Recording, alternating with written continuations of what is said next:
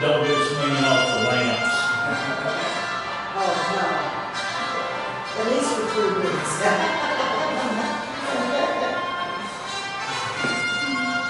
Welcome everyone to our very first meeting post-movie. I'm going to bring my whip with me, but we're heading to the beach after this. And what do you put a whip at the beach? Yeah. We got too much room in the car. And then they were calling for rent, and they want my leather jacket to get ruined. So here we are. In the, I don't want to miss it.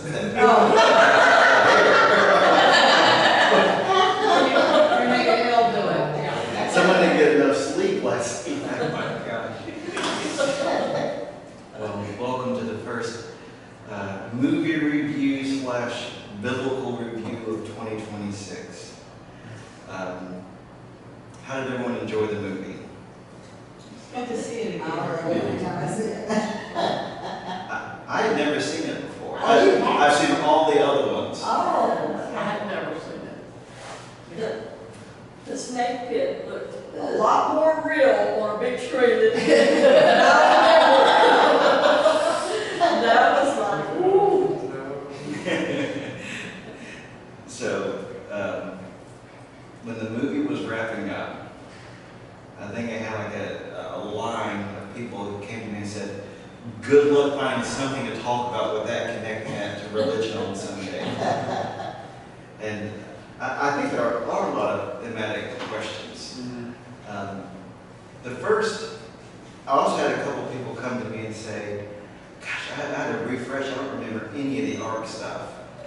Which, in the movie, when the government officials come, want to know about the Ark, he says, "What's the matter? You never went to Sunday school?" So I thought we could begin just for about 10 minutes talking about the Ark and the religious context, and see if that provides any background to discuss in the movie. So is anyone really familiar with the Ark story and why it existed and what it was? Well, it held the tablets It held the tablets. that they carried from place to place. The tablets were the Ten Commandments. Actually, will you start us off by reading the Ten Commandments? Oh, okay. Alrighty. Then God spoke all these words. I am the Lord your God, who brought you out of the land of Egypt, out of the house of slavery. You shall have no other gods before me. You shall not make for yourself an idol, whether in the form of anything that is in heaven above, or that is on the earth beneath, or that is in the water under the earth. You shall not bow down to them or serve them, for I, the Lord your God, am a jealous God, punishing children for the iniquity of parents to the third and the fourth generation of those who reject me, but showing steadfast love to the 1,000th generation of those who love me and keep my commandments. You shall not make wrongful use of the name of the Lord your God, for the Lord will not acquit anyone who misuses his name. Remember the Sabbath day and keep it holy. 6 days you shall labor and do all your work, but the 7th day is a Sabbath to the Lord your God. You shall not do any work. You, your son or your daughter, your male or female slave, your livestock, or the alien resident in your towns. For in 6 days the Lord made heaven and earth, the sea and all that is in them, but rested the 7th day. Therefore the Lord blessed the Sabbath day and consecrated it. Honor your father and your mother, so that your days may be long in the land that the Lord your God is giving you. You shall not murder. You shall not commit adultery. You shall not steal. You shall not bear false witness against your neighbor. You shall not covet your neighbor's house. You shall not covet your neighbor's wife, male or female slave, ox, donkey, or anything that belongs to your neighbor. Well, thank you so much. Sure. So we've just been started talking about the Ark itself. So inside are these 10 Commandments. Boy, those were the days. I am the Lord your God. Anyone know what else was inside the Ark? There's some scrolls inside as well. There was a jar of the manna from heaven Oh, in the wilderness. And then there was Aaron's staff that sprouted up for people. Everything in the Ark were connected to different moments of the Hebrews' rebellion against God. and each a reminder of God's presence and authority. What's the name, Ark? And didn't they carry it to Jerusalem to put in the temple? Yes, they did. Someone went to Sunday school. I did. It's just, Thinking of the Mel Brooks movie, what were it like? Here are your 20 commandments. 10 commandments.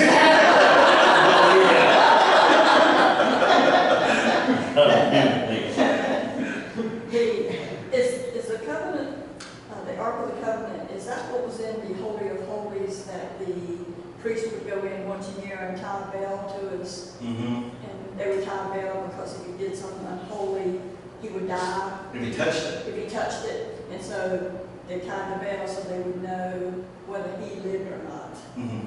Oh. So this whole thing gets to the purpose of the ark.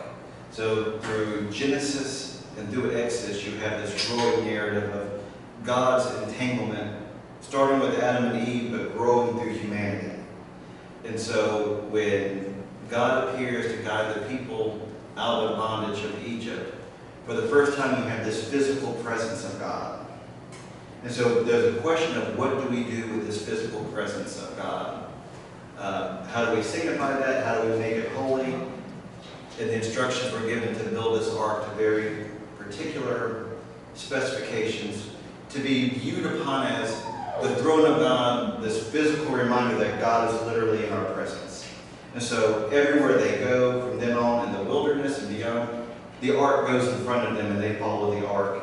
And the ark guides them in certain places. But it becomes this physical presence of God. And then becomes this box of atonement. Of once a year there would be a ceremony that God details how to do. This is when the organized religion aspect of the Hebrews is beginning to form. And so how do we do our ceremonies? What is holy? One of the things is an act of forgiveness. So the ark comes into play once a year. They make a sacrifice of the ark. It's the box of atonement, and from that box, in the presence of God, is where forgiveness is given to all the people of Israel. So it has this very significant role. Goes to Israel, goes to Jerusalem. It is covered by several cloths and tarps, so no one can see it or touch it except for that one day a year. But if God doesn't forgive the people for their sins, the priest will die too? Isn't there something that says? If you mishandle it outside of how it is said to be handled. Oh, okay. Which, Because there's a painting Yes, I know that it's. has the ark on a mount and all the people are dead around it. Oh, yeah. so here's how you handle the ark. Who was the one with his glasses on? I think this is what I was getting ready to say. No, here's what happens if you do not handle the ark properly. Right.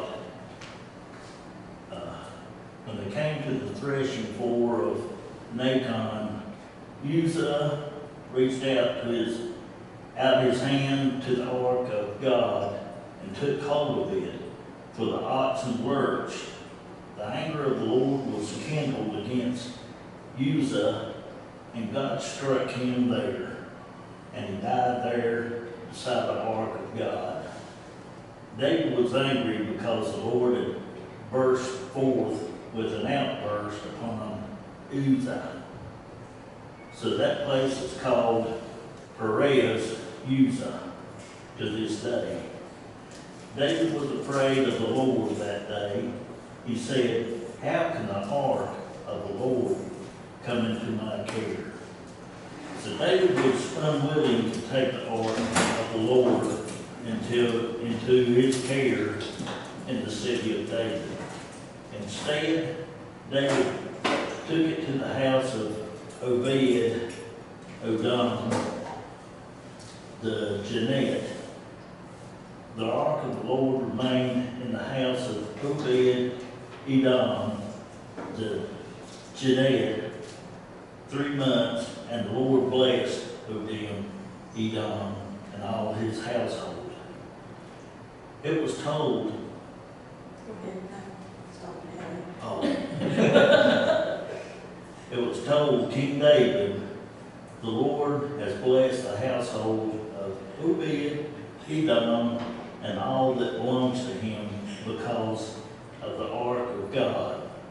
So David went and brought up the ark of God from the house of Obed-Edom to the city of David with rejoicing. Thank you. Class dismissed. I'm glad I couldn't see that. So you have David crossing the river with it improperly. Uzzah puts his hand on it to balance himself when they're crossing, dies. David curses God for this and refused to allow the ark into Jerusalem for an extended period of time. We're doing a little background of ark before we get to the movie. I figured you'd be good in history. To kind of set, because they weren't handling it as a holy artifact at that point. Oh, go ahead. I found two things in Exodus. In Exodus 33:20, it was stating that God says no one can see his face. And that was under the interpretation that his face or impression was inside of the ark. And the other thing related to that was found in Exodus 25:10-22. It was explaining the use of the poles to prevent people from touching the ark. And they showed that moving sliding poles that were without touching. Do we know who built it? This is a wonderful question because the Bible gives alternating stories on who built it. One says Moses directly built it. The other said, like, high priest around Moses built it. So, depending on which chapter of Exodus you read is what you're going to find. But the instructions on how to build it came directly from God. Is that So Exodus. so? It's And it was built out of gold. Built out of gold. Wrapped in gold, built from cedar. They don't want moths getting in it, you know. Yeah. They could eat the Yeah. documents, yeah. So it had to be extremely heavy. Gold is very heavy. Heavier than it probably looked in the movie. Yeah, because then we showed 4 people lifting it. It probably needs it more than that. Mm-hmm. Yeah. And in the movie, did they say it's not of this earth?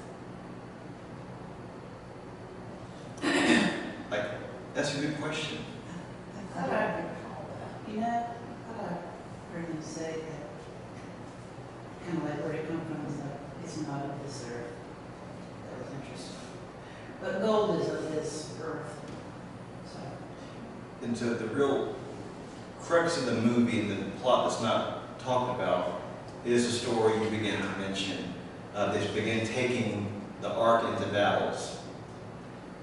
At first, battles condoned by God, where they believe these people are oppressing them or seeking to kill them. The ark goes onto the battlefield. I don't know if it explicitly says lightning bolts come out and strike everyone dead, but the presence of the God wipes out the army. And so that happens once. And then slowly what happens is they want to have unholy wars. They bring the ark out, God does not show up. Or they go and have wars and don't take the ark because they know God won't show up, and they begin to lose as a form of rebellion against God. So in one of the scriptures we read, a sign for this, they take the ark out in an unholy war against the Philistines. God does not show up. The Israelites are completely wiped out. The Philistines take the ark back to their capital. And wherever the ark goes, disaster befalls the Philistines, because they're still not allowed to hold God either. And so it's city to city, destruction, and finally they return the ark back to the Israelites and say, please don't bother us anymore. But for somehow, and some reason, we have Spielberg hears the story and says, you know what, let's make a Hollywood movie as this as the backstory. And so my question is, we have these stories from the Old Testament, which kind of make, it's never really discussed in the movie, but this is the back plot to the Ark. How do we handle stories like this from the biblical canon? I always think about that part of our faith involves mystery. And not everything can be explained in black and white. So that's what I think about. There's mystery around a lot of the stories in the Bible. Mm-hmm. Creation story, you know. It's a mystery, the virgin birth. To me, there's some things that's like, if somebody says, do you take it literally? I would say no, but I believe in the mystery of God. Because I just don't think we can fully know everything. Mm-hmm. That's where your faith comes in. Yeah, faith is based on things not seen. Right. So if you have a tactile thing that you can look at, you don't need faith. It's there. Mm-hmm. And to me, there is a mystery that we still don't know where that Ark Covenant is. Right? The skies. And there's still things being found from years and years and years ago. Yes. I mean, it's just recently been found. They recently, through AI, discovered technology that these libraries in Pompeii, that all the scrolls were charred into stone basically, and if you try to unravel it, it just crumbled. But they can now put in this machine and it can scan the pages Wow. layer by layer, and they're starting to be able to read the whole library of Pompeii. Wow. So stuff like that. Amazing. So AI isn't all bad. It isn't all, just mostly. Yeah. It's almost like an MRI. What, pardon? It's almost like an MRI. Yeah. Oh, yeah. Yeah. Reading from layer to layer to layer, using the AI technology and the reconstruct. That's cool. Is there any other impressions on how you handle these stories? Well, I think a lot of the stories are, they're myth, but they're designed to come to terms with man's relationship to God, God's relationship to man, but also man's relationship with each other and where God enters into that. And in the Old Testament, a lot of that, a lot of stories are being in order to kind of explain, this is why they don't go along with the Philistines. This is why they don't go along with this tribe.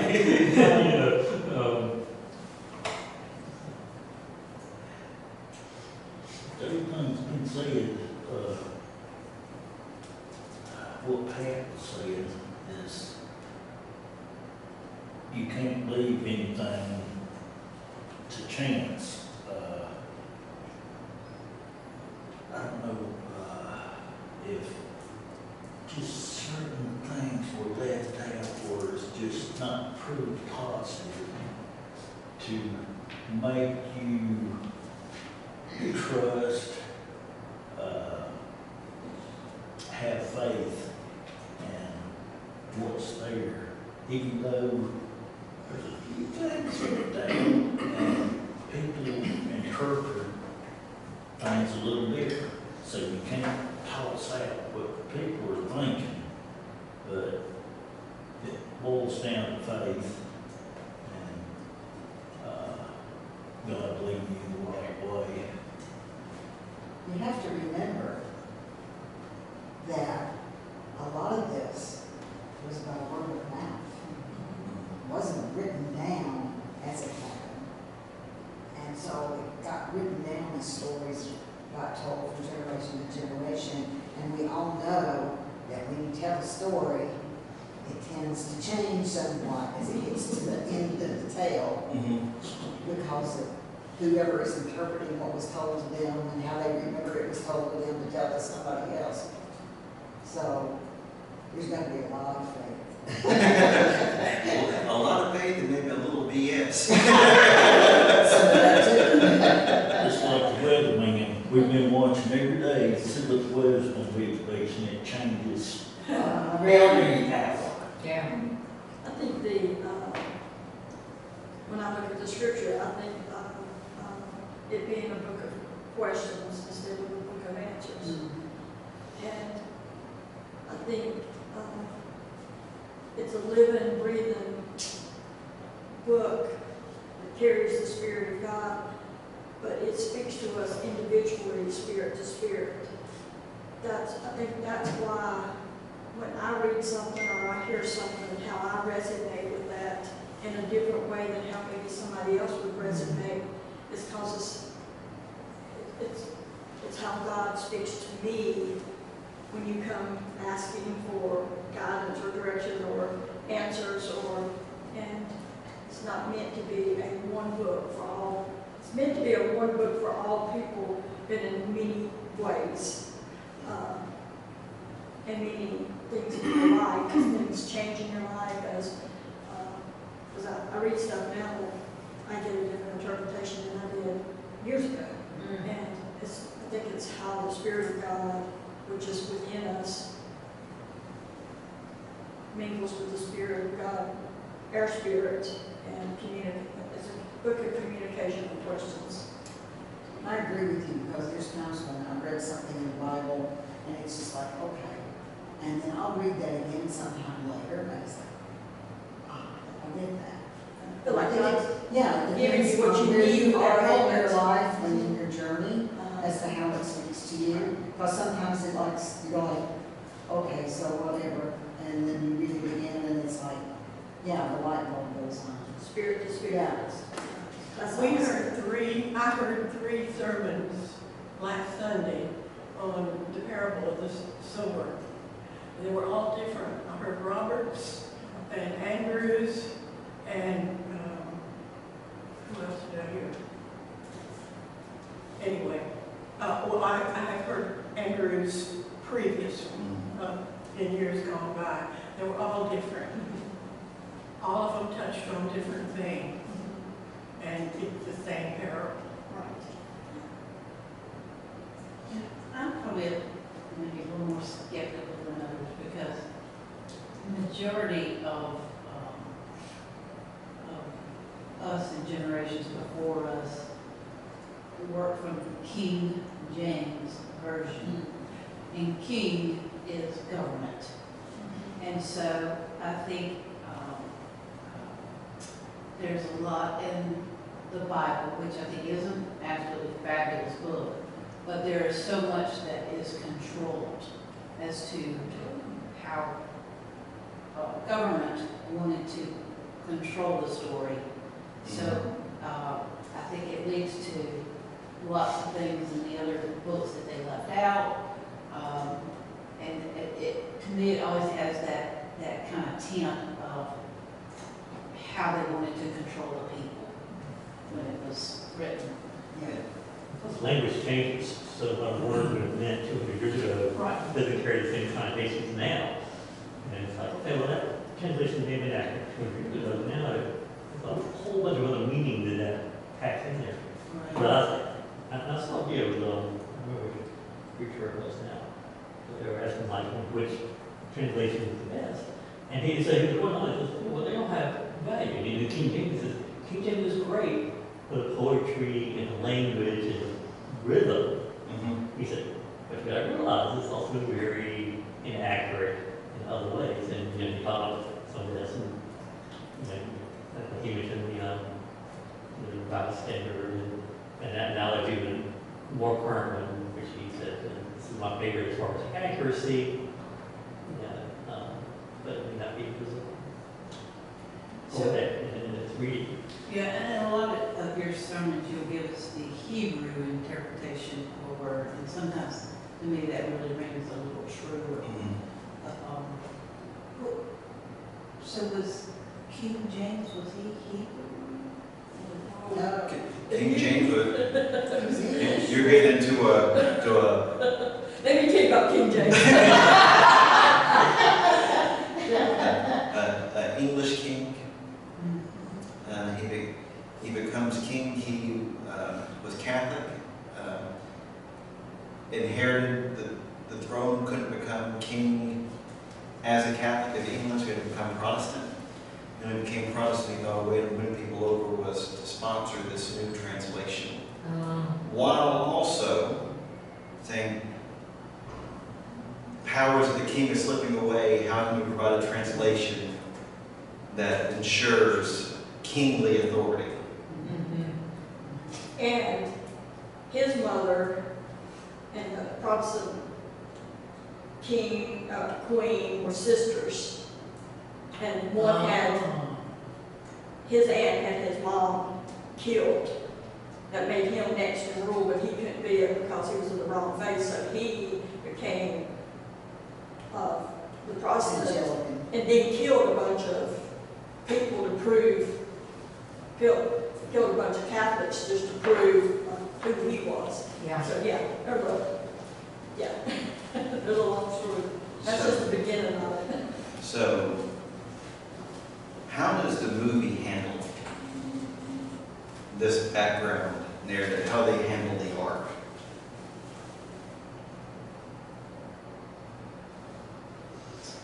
It was a very dramatic piece of the movie when they opened it. I think they did that well in Hollywood style. Yeah. You knew this was a powerful thing that was happening. All sides revered it, Yeah. bad and good. All sides were what? Revered what the object. You know, outside the government officials, the U.S. government officials, no one else in the movie ever had any question. I mean, that's why the Nazis wanted it, that's why the Egyptians wanted it, that's why everyone in the, because it does what it says it does. There was never a question. Even Indiana Jones, if you get, the feeling is not particularly religious. Oh yeah, God's in that.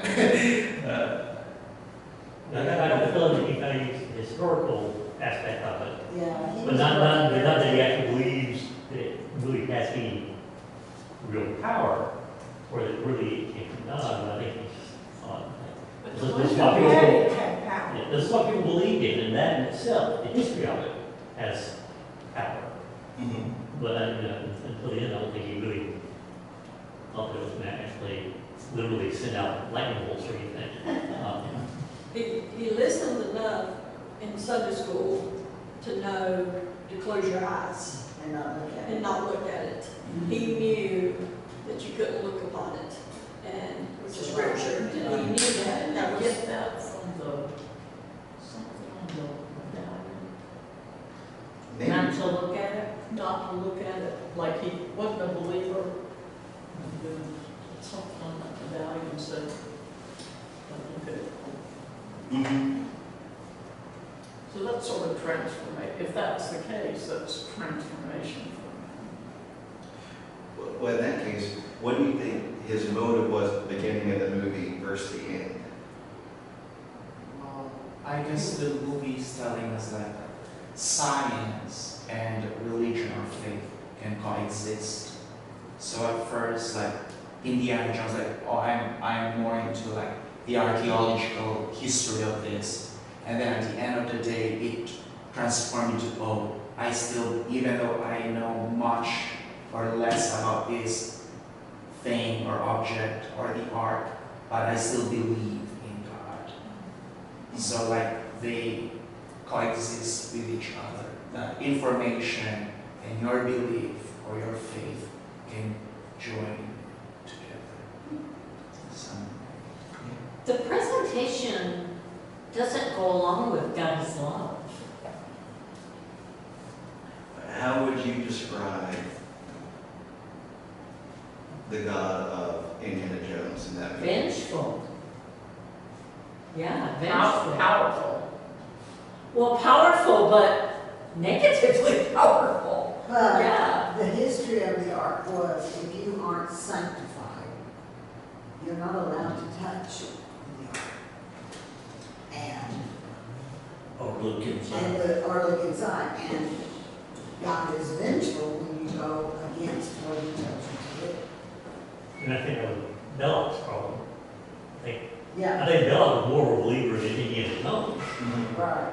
but he was Belloc not was respect, into the but he power. wasn't respectful of Yeah. what it was. You Yeah. know? He was for the power, not Yeah. for, So, he knew the ceremony, he went through the ceremony and everything to try to properly do it, yeah. but he was still motivated by all the wrong Is reasons. that what's happening today? That we're using scripture and things of God to weaponize against, for power and for money? I mean, as an example of a real life. And we've done that before, right? Right. This isn't the first time it's been done. Yeah. There was a scene towards the end where they're walking through the canyon on the way to reveal it, and there's the ark, and they're carrying it, and in front of the ark is someone with a Nazi flag, where the Nazis precede the ark. Are we uncomfortable with the image of a vengeful God? I am. What is what do you not like about it? Well, I guess this is simplistic, but I really think of God as a God of love. And if you really love your neighbor as yourself, you don't seek revenge, right? So it's a dissonance for me. Yeah. See, I think of God as a parent. And that when a child misbehaves, they need to be taught a lesson so that that behavior doesn't continue. And I feel like He does that to us. That, I love you, but you need to learn. So I think of Him as a parent. You made this point, to the Nazis. They won't do it again. It was kind of interesting that the Nazis wanted this. And so you might wonder, is there any truth in that? And there's actually a little bit of truth. Hitler began special SS divisions to track down the holy relics from ancient past they thought might have mystical powers to help make them more powerful.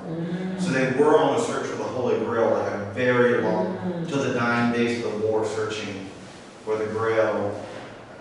Less evidence they were actually looking for the Ark itself, but there were several objects they were looking for, thinking that it would Give them more Make them power. more militarily. And he was all about killing the Jews because they killed Jesus, so that was his.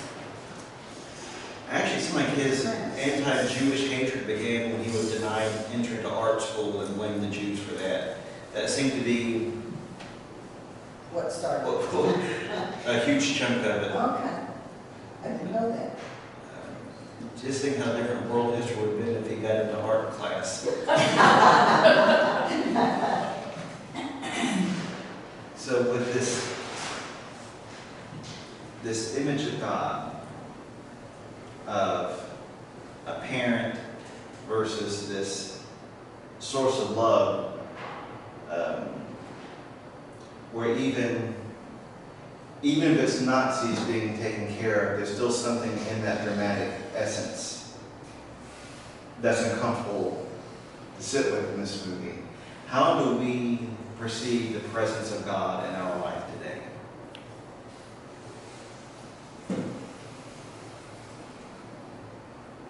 I think I am more of a Jesus person than a God person.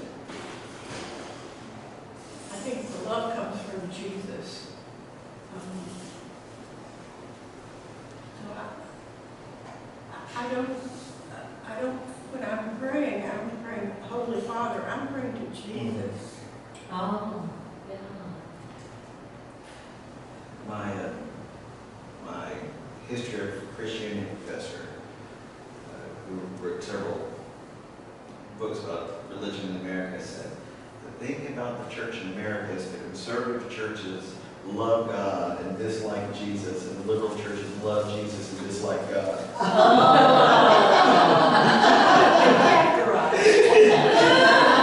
Blame Bill Leonard, not me. But I think there's some truth that if you really live into the love language of Jesus, it becomes more and more difficult to rectify or understand some of the vengeful elements of God. Even if we all say from time to time, oh, vengeance is the Lord's. Jesus says that, we say that. We don't like to think it as much sometimes. Well, I wonder, the difference between the Old and the New Testament. If I think of it, God was trying to tell the people what to do and where to go in the Old Testament. This is what you need to do. And it just was so far off the mark of accomplishing what it seemed like he intended, that it wasn't until he, in the New Testament, gave us Jesus as an example to go, all right, let me show y'all love. Love will win over these things in the Old Testament. We're still trying to learn that lesson in the world. Yeah, that's nice. And I think that you start off with 10 Commandments, so by the time Jesus' time, they had turned the 10 Commandments to be almost 100 Commandments. Yeah. Because they made it such a legalese type thing.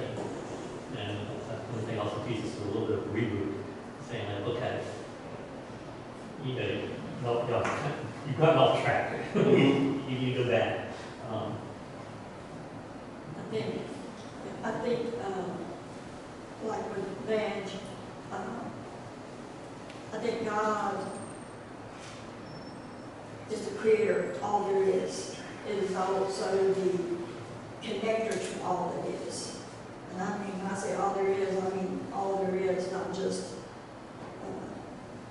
in the U.S. or Christian faith or even in the world or even outside of the world, into planets and stars. Everything is created, and I think it's an interconnection. But I think somewhere along the way we lost our way of connecting to that. And Jesus, the love and the sacrifice of Jesus gave us the ability to connect to that. And I'm going to go a little step farther, and you'll kick me out later. I'm leaving up to Sunday school. You're safe. But I think Jesus to our faith is the same to other faiths. God sent them something to, and that takes away from the one and only. But I think other faiths, if we believe in just that, that means if you're not a Christian, you're not saved. And I think God used different things. Like the Buddha, To bring everyone to the one center being of who we are and what lives within us. And so I do pray to Jesus. Jesus is my example in my bridge to God. And that's what he's supposed to be, right? He's supposed to be bridge. There's a lot about Christ consciousness and how Christ is, he's here to show us love and to show us the example of how to live a godly life. And so. And he's our intermediator between us. So, with that, understanding the image of Jesus, I'm curious if we believe, many of us think, does God intertwine in human history at all? Do we have this God that makes appearances or alters proceedings for the sake of righteousness? Say that one more time, sir. Do we believe in a God who shows up in history, in our human timeline, and changes and alters things for the sake of righteousness? I'll put an example. The Civil War starts in part to free the slave. Did God show up to help tip the The scales north or the south, yeah.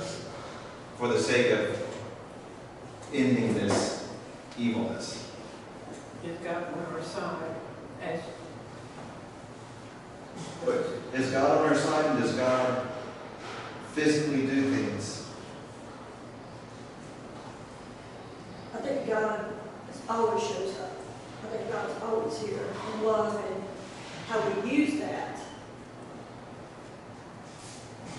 If we use it for love and for compassion and for non-judging and things like that. But I think God's always here. It's just whether we see it or not, depending on whether we are open to it or whether we, to be absent of love has to be, something has to be present in its place. Whether that's hate or fear or something. I think that was a good way to put it. Tipping the scale. He doesn't come in with guns blazing, but he, I know some examples like during World War II that could have gone either way, like midway. He sort of helped set the stage, and in that way turned the tables. I think he kind of, Yeah, wasn't there like a window that they could hit? And if they missed that window, it would have been a holder. Yeah. So does that mean that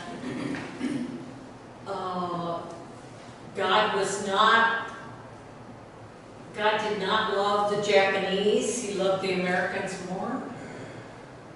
I don't think it was necessarily, I think it was more right and wrong rather than Americans, Japanese.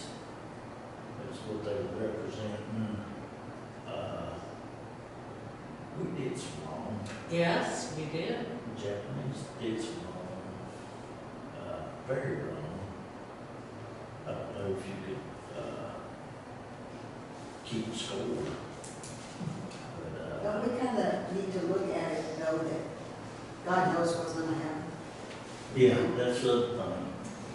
And in order to make things go where they're supposed to, maybe he puts his finger on the scale a bit to keep it on track. And then the argument can be made, if God has to put the finger on the scale, then God does not know where we're going, because God has to change where we're going.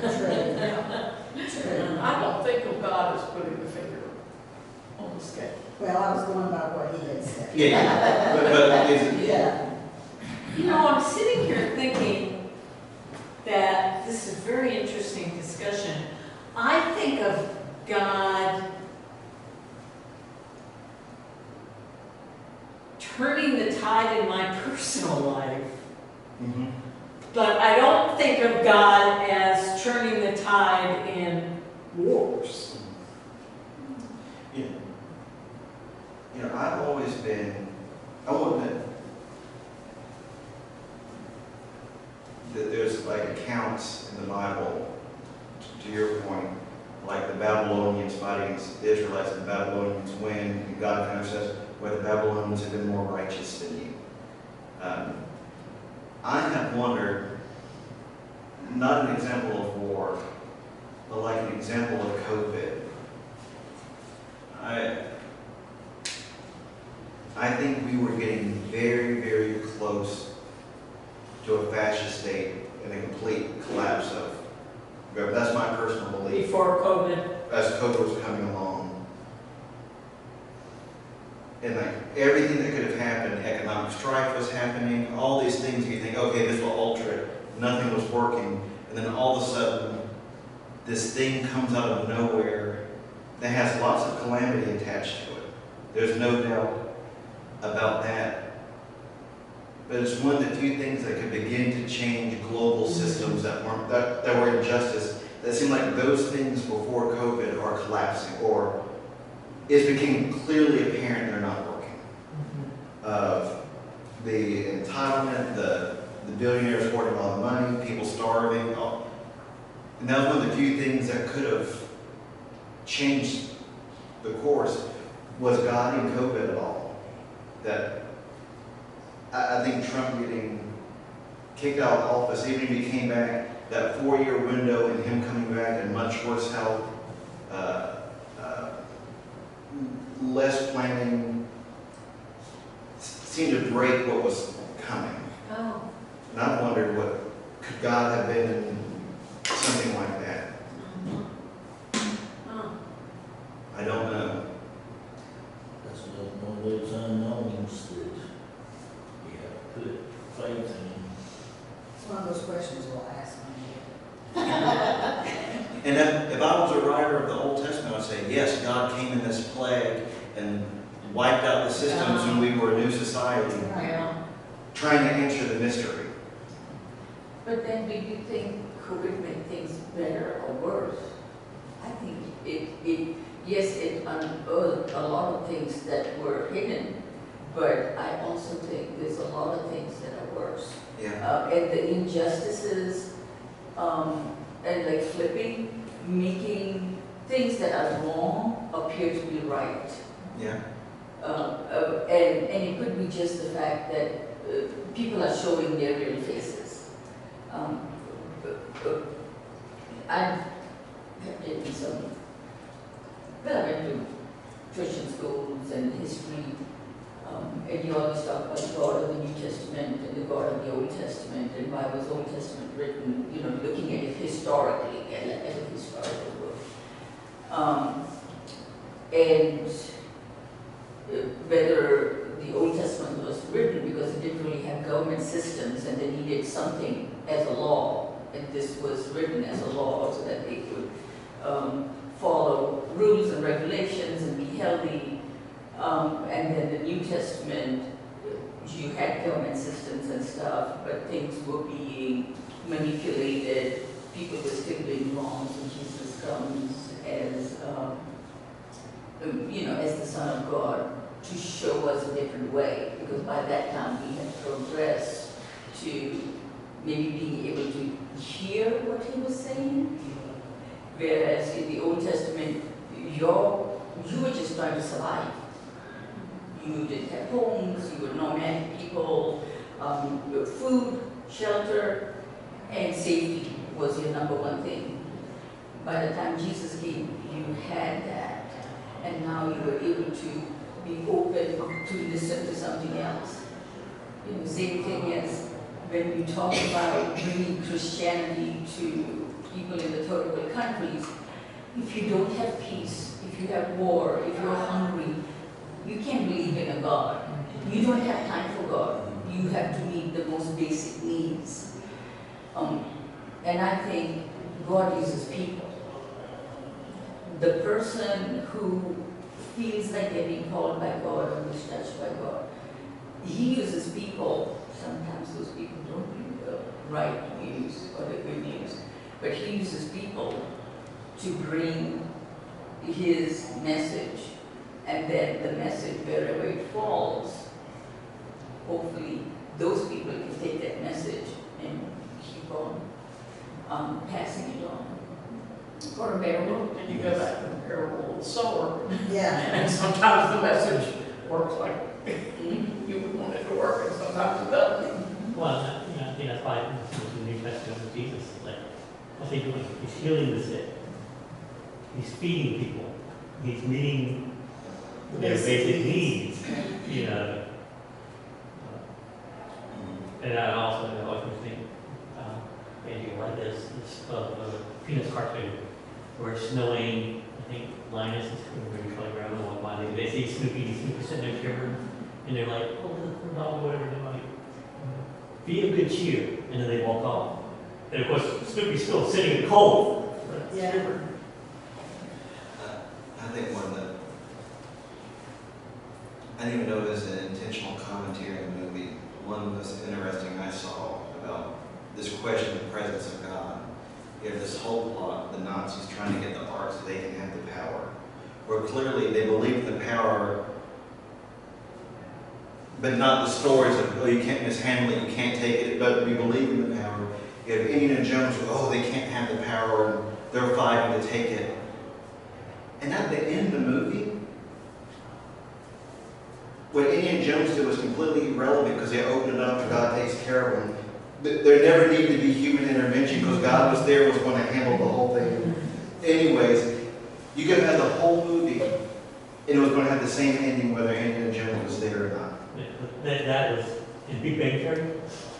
I don't know if you ever saw it, but it's hilarious. So that you watch it and almost fans of the movie go through the same arguments that the guys do, where Amy mentions it's like, you know, well, Sheldon wanted to share his favorite movie with Amy and had her watch it, and he asked after the movie, I just like it. She goes, oh, okay, you know, except for the part of the fact that Indiana Jones is completely superfluous to the whole movie. And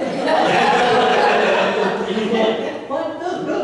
And he goes through all the arguments and try to bring it up, and we're like, but they would have found that if Indiana Jones hadn't intervened, and they were like, well, they would have had both sides of the medallion if he wasn't there to get it. They would have gotten both sides of the medallion, so they would have been David in the right place to begin with. You know, and if anything, he made things worse because they were to take him back to Germany and looked it up in front of Hitler. You know, and that would have ended the whole war. Good point. You know, you're like, yeah, it's like, really, the only thing Indiana Jones accomplished was he saved Marion's life, or she probably would have been killed when they got the medallion. It seems that everybody knew the power of it, but nobody knew that they could control it or not control it. That was the, I don't think Indiana Jones knew exactly what was going to happen. When he came, he did, but the Nazis thought they could control it, use it, destroy it with it. We are nearing a closing time. I hope it felt like there was more conversation in this movie than initially. Some deep questions. I don't know if it was their intent to begin these, but they're there.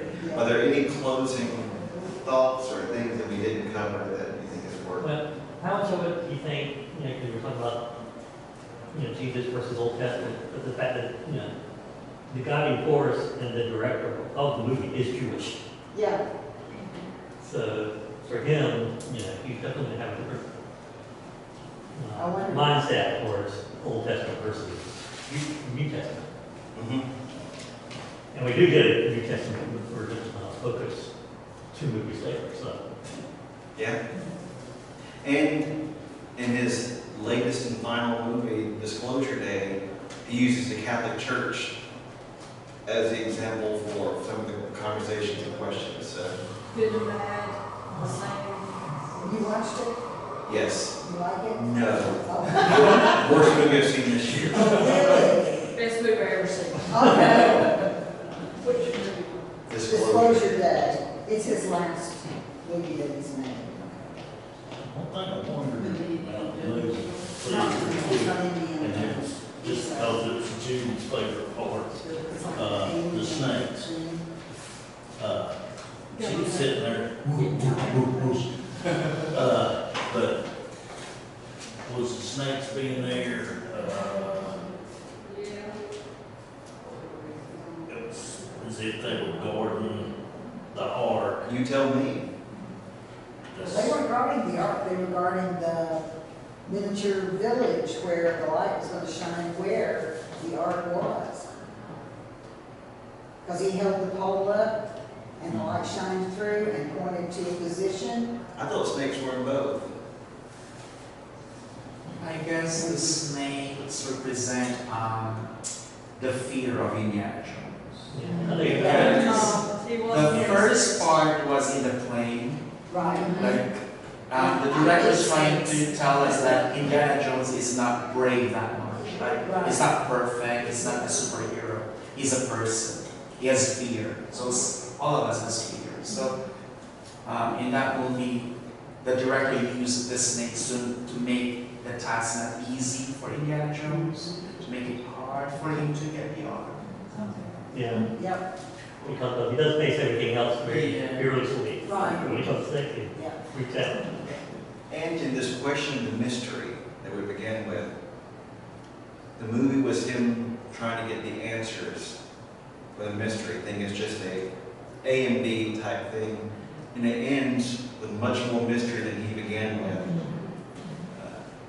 And I think that ark being going in that storage to be never seen again was you'll never have the answers. And that can be so true for us, searching for our meaning and purpose. We may not have You just have to any keep of the trying to. answers, Right. I wonder if that's all the other stuff he had in there. I mean, it's crate after crate after crate, you're just wondering. Really? Yeah, like an Amazon warehouse or Yeah. something, yeah. Live How for did that today. true? That's the live for today. Don't worry about yesterday, don't worry about tomorrow, live for tomorrow. Would anyone like another note sheet for next week? So there's not a film this week? Yes, on There Tuesday. it is. I will not be this week. I'm going to watch I'll it. think it up, so that. Oh, does anyone else need a What is the movie? uh, Princess Bride.